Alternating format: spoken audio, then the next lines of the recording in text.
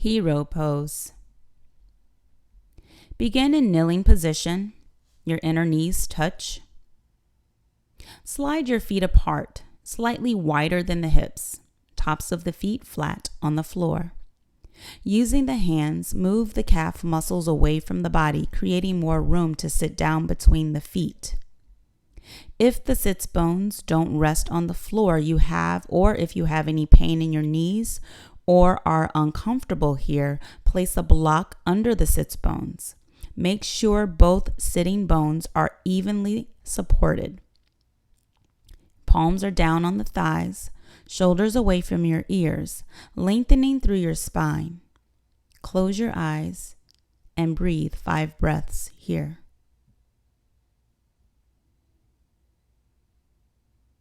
1,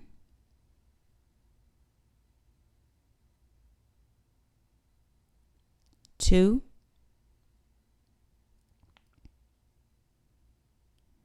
3,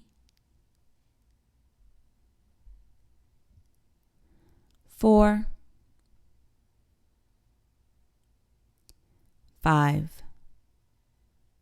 To come out, shift the weight forward into your hands and come into a tabletop position.